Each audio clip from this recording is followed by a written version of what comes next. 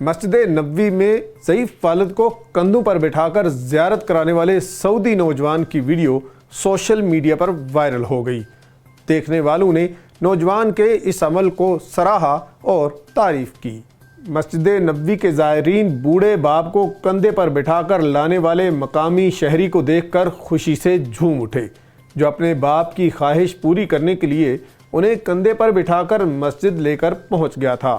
Viral video clip میں دیکھا جا سکتا ہے کہ ایک نوجوان تیز قدموں سے مسجد نبوی کے دالانوں سے گزر رہا ہے اور کندھوں پر بوڑھے باپ کو بٹھائے ہوئے ہے۔ صارفین نے ویڈیو کلپ میں یہ منظر دیکھ کر خوشی کا اظہار کیا۔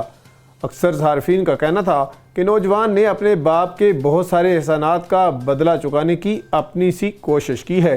اولاد کی اچھی تربیت خوشگوار نتائج کا باعث بنتی ہے۔